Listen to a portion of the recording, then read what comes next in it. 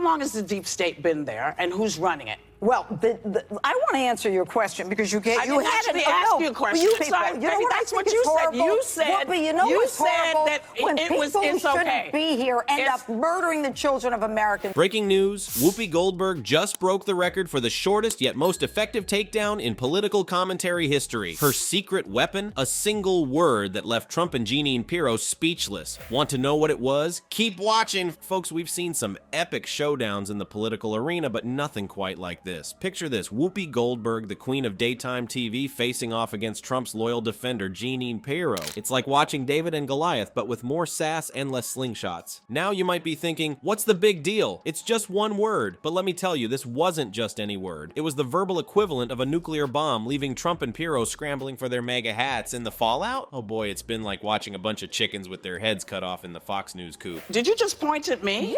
Yes! Listen, I don't have Trump derangement. Let me tell you what I have. Okay. I have I'm tired of people starting a conversation with Mexicans or liars and rapists. He said 89% of the Republican Party still supports him. He still has huge popularity in the country. And if Democrats don't get their you-know-what together, he's certainly going to get reelected. I'm tired of people starting a conversation about this country.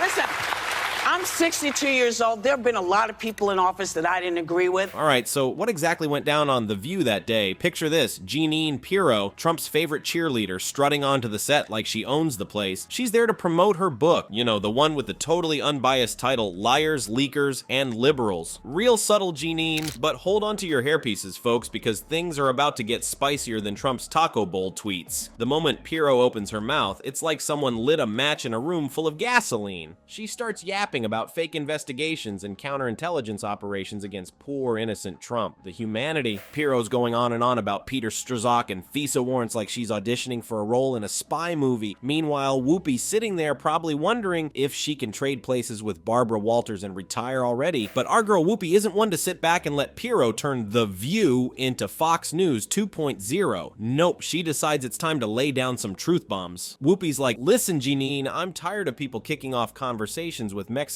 are liars and rapists. I've never seen anybody whip up such hate.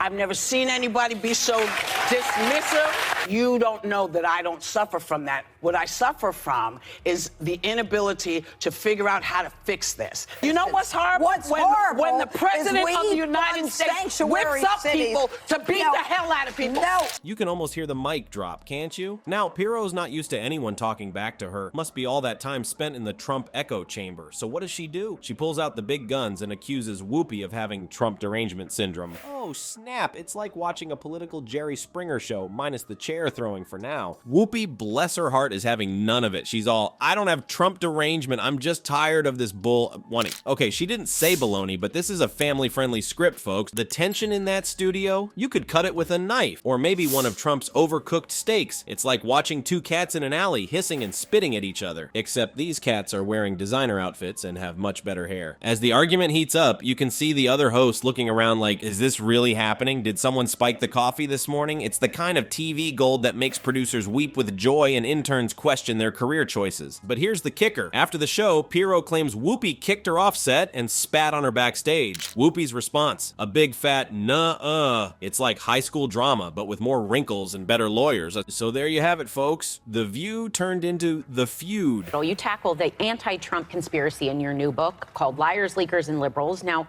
that title could be offensive to some. I wrote the book because I'm not an ideologue.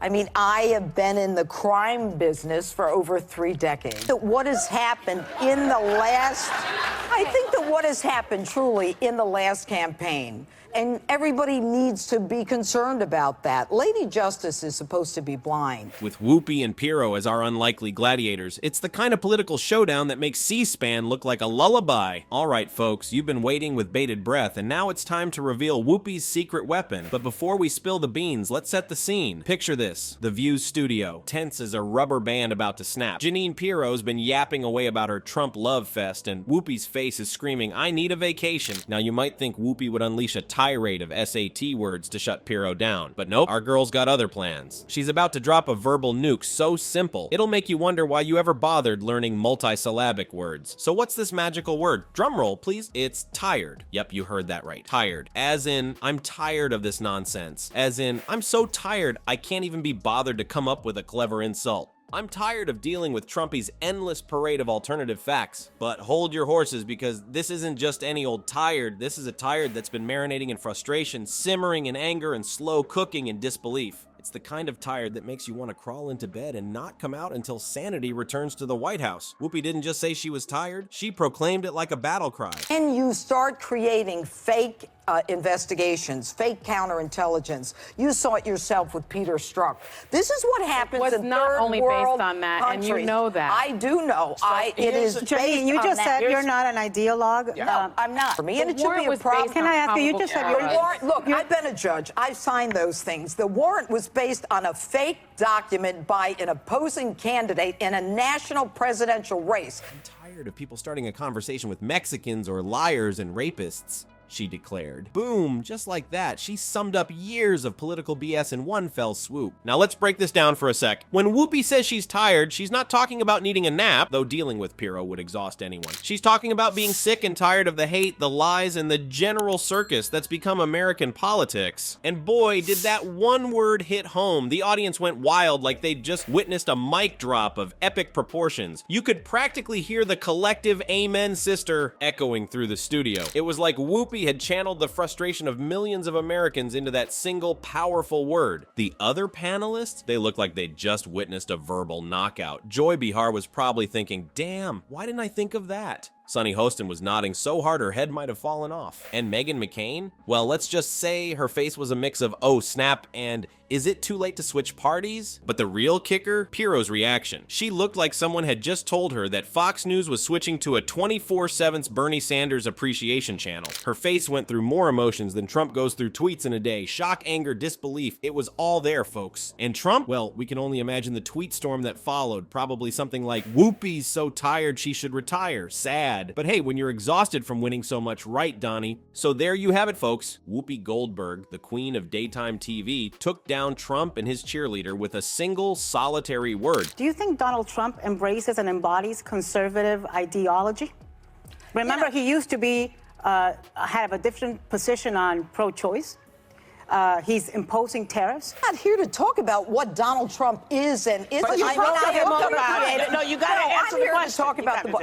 You want to talk about Donald Trump? You tell me what metric in this country is worse off. Have jobs when they haven't had. It's not because of Obama. Hate crimes are worse off. And wait a minute, the GDP under Obama was barely 1. We're going up to 4. It just goes to show sometimes less really is more. Unless we're talking about Trump's ego, of course. Then more is never enough. You know how Trump loves to brag about being prepared for everything? Well, folks, it looks like Whoopi's one-word takedown caught him with his pants down. Metaphorically speaking, thank goodness. Let's take a moment to imagine Trump's face when he heard about Whoopi's verbal smackdown. Picture it, his tiny hands frantically reaching for his phone, ready to unleash a tweet storm of epic proportions. But wait, what's this? For once in his life, the man who never shuts up is speechless. It's like watching a fish out of water, except the fish is orange and has really bad hair. Meanwhile, Jeanine Pirro, Trump's favorite cheerleader, wasn't doing much better. When Whoopi dropped her truth bomb, Pirro's reaction was priceless. She tried to counter by puffing up her chest and declaring, I know a con when I see it. Oh, Jeanine, honey, we know you do. You work for Fox News after all. But Pirro wasn't done embarrassing herself just yet. In a desperate attempt to change the subject, she started rattling off statistics like a broken calculator. Unemployment is lower than it's been in 50 years, she squawked.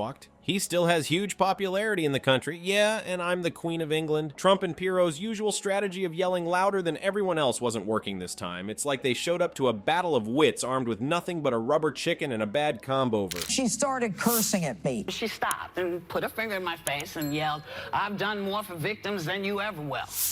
Then I said to her some few choice words I cannot repeat. You.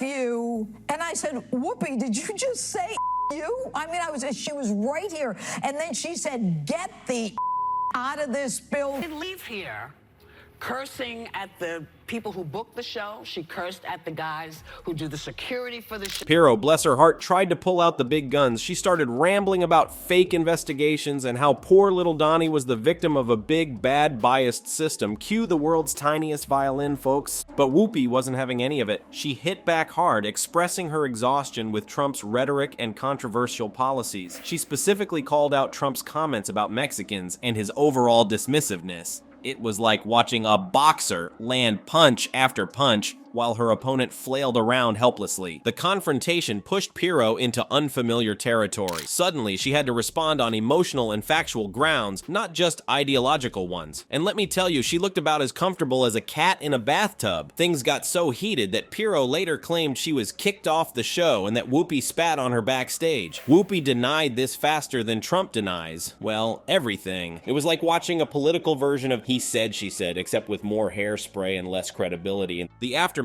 was a sight to behold. Pirro and Goldberg continued their argument off-air, with Pirro accusing the show of unprofessionalism, because nothing says professional like running to the media to cry about how mean the talk show hosts were to you, right? Alright folks, now that we've seen Whoopi drop the mic, let's talk about how she became the queen of political zingers. Our girl's been serving up laughs with a side of truth for years, and it's time we appreciate her comedic genius. You see, Whoopi's not just a funny lady, she's a master of the political punchline. She's been using humor to skewer politicians longer than Trump's been using spray tan.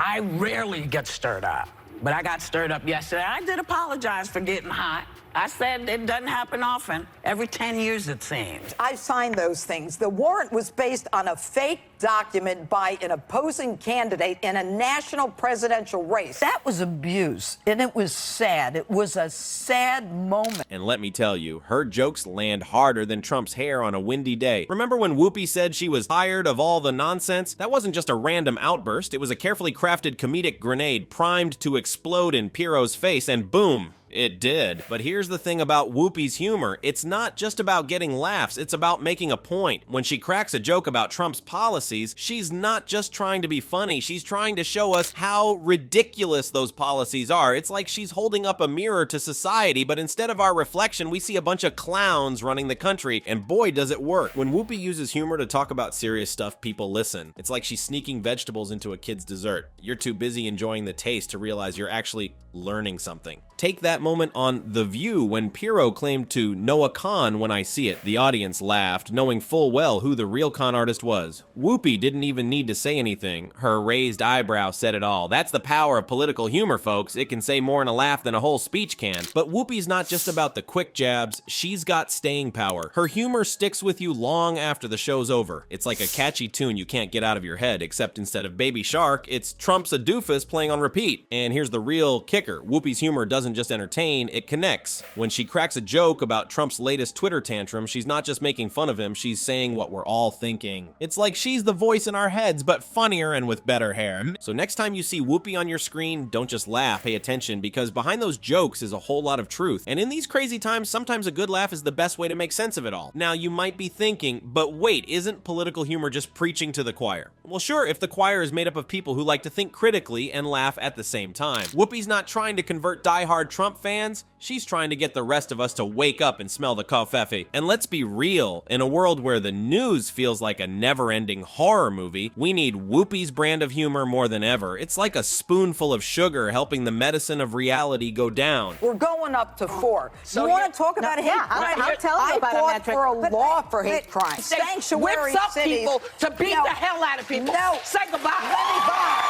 I'm done. Important. As we said, 89% of the Republican Party still supports him. He still has huge popularity in the country. Remember, he used to be, had a different position on pro-choice. Except in this case, the sugar is sarcasm and the medicine is cold, hard fact. Whoopi's slam dunk on Pirro wasn't just a one-off zinger, it's part of a bigger trend of celebs getting all political on us. These days, it seems like every star with a Twitter account thinks they're the next JFK, but hey, at least they're using their fame for something other than hawking diet teas, right? Now, Whoopi's not the only celeb who's decided to trade in their Oscar for a soapbox. Remember when Meryl Streep went all anti-Trump at the Golden Globe? That speech had more drama than most of her movies. And let's not forget Colin Kaepernick taking a knee. That guy turned the NFL into a political football faster than you can say touchdown. But here's the million-dollar question. Do these celeb opinions actually matter, or are they just preaching to the choir? Well, turns out these famous faces might have more pull than your average Joe Schmo when it comes to swaying public opinion. Think about it. When Whoopi drops a truth bomb on The View, it's not just her studio audience that hears it. That stuff spreads faster than a juicy piece of gossip at a high school reunion. Before you know it, everyone and their grandma is talking about it on social media, and that's where things get interesting. These celeb statements, they're like political fireworks. They light up the sky for a hot minute, grab everyone's attention, and then boom. Suddenly, we're all debating immigration policies over our morning coffee. Take Whoopi's clash with Pirro. That wasn't just quality daytime TV drama. It sparked a whole media storm. Suddenly, everyone had an opinion on Trump's policies, Whoopi's words, and whether or not Pirro's hair was a fire hazard. But here's the kicker. These celeb opinions aren't just entertaining. They can actually shape how people think about issues. It's like when your cool aunt shares her views at Thanksgiving dinner. You might not agree with everything she says, but darn it if you don't start questioning your own beliefs a little. Of course, not everyone's a fan of celebs playing politician. Some folks reckon stars should stick to what they know best, looking pretty and remembering lines. But let's be real, if we can have a reality TV star as president, why can't we have an actress schooling us on foreign policy? Plus, these celeb political moments, they're comedy gold. I mean, who doesn't love watching a millionaire in designer clothes trying to relate to the common folk? It's like watching a giraffe try to use a drinking fountain. Hilarious and slightly uncomfortable. But jokes aside, celebs like Whoopi are actually doing something pretty important. They're getting people talking about stuff that matters. Sure, maybe not everyone agrees with them, but at least they're making politics a bit more interesting than a C-SPAN marathon. So next time you see a celeb spouting off about politics, don't just roll your eyes. Pay attention. You might just learn something, or at the very least, you'll have something to talk about at your next dinner party that isn't the weather or your neighbor's ugly new fence. Whether we like it or not, celebs have become a big part of our political conversation. They're like the spicy sauce on our political burrito. You might not have asked for it, but it sure makes things more interesting. And in a world where politics can be drier than overcooked turkey, maybe that's not such a bad thing after all. All right, folks, we've seen Whoopi drop the mic, but what happened after that? Let's just say the internet exploded faster than Trump's ego after seeing his name in a headline. The moment Whoopi uttered that magical word, tired, it was like she'd lit a match in a room full of fireworks. Suddenly, everyone and their grandma had something to say about it. The media went wild like a pack of hungry dogs fighting over the last juicy steak. News outlets were tripping over themselves to cover the story. CNN probably had a 24-hour Whoopi cam set up outside her house. News, on the other hand, was probably busy trying to figure out how to spin this as a win for Trump. Good luck with that, guys. But the real party was happening on social media. Twitter was on fire with hashtags like #WhoopofJeanine and #TiredOffTrump trending faster than you can say Kov Fefi. It was like watching a virtual boxing match with Team Whoopi and Team Jeanine duking it out 280 characters at a time. And let's not forget about Facebook. Suddenly, everyone's aunt was an expert on political discourse. You know, the same aunt who still thinks the internet is a series of tubes? Yeah, that one. But here's the kicker. This wasn't just another celebrity feud. Nope, this was bigger than that. This little showdown between Whoopi and Jeanine, it was like holding up a mirror to America's political divide. And let me tell you, that reflection wasn't pretty. On one side, you had folks praising Whoopi for speaking truth to power. They were all, "You tell 'em, Whoopi." On the other side, Pirro's supporters were crying foul, probably while wearing their MAGA hats backwards. The whole thing got so heated, I half expected Trump to challenge Whoopi to a Twitter duel at dawn. Can you imagine? It'd be like watching a toddler try to outsass your snarky grandma. My money's on grandma, by the way. But jokes aside, this incident did more than just entertain us. It showed how one little word could set off a political firestorm. It's like Whoopi accidentally hit the nuclear button of political discourse. And you know what? It might just change how future debates go down. I mean, who needs long-winded speeches when you can shut down your opponent with one well-placed tired? It's like the political equivalent of a mic drop. Politicians might start practicing their one-word comebacks. Can you imagine? Mr. President, what's your stance on healthcare? May. Senator, your thoughts on climate change? Whatever. It'd make debates a lot shorter, that's for sure. But in all seriousness, this moment highlighted just how divided we are as a nation. It's like we're all living in different realities. In one world, Whoopi's a hero standing up to Trump's cronies. In another, she's public enemy no one. And that's the real takeaway here, folks. This wasn't just about Whoopi versus Jeanine. It was about us, how we talk to each other, how we disagree, and whether we can ever find common ground again. So next time you're watching a political debate, remember the Whoopi incident of 2018. Remember how one little word can spark a nationwide conversation. And maybe, just maybe, think about how you'd sum up your own political stance in one word. Who knows? You might just start a revolution, or at least a trending hashtag. In today's world, is there really a difference sense? All right, folks, we've seen how Whoopi's one-word takedown left Trump and Pirro scrambling, but let's talk about the real magic here. Who knew tired could pack such a punch? It's like Whoopi found the Konami code for shutting down political nonsense, and this whole thing proves you don't need a fancy degree to make waves in politics. Sometimes all it takes is one well-placed word to burst the bubble of hot air some politicians are full of. It's like political acupuncture. Find the right spot and boom, you've hit a nerve. But here's the thing. Whoopi's tired wasn't just about her being sleepy. It was a wake-up call for all of us. It's like she channeled the collective eye roll of a nation sick of the same old political circus. So next time you're in a heated debate with your Trump-loving uncle, remember, less can be more. Who knows? Your perfectly timed meh might just change the world, or at least Thanksgiving dinner.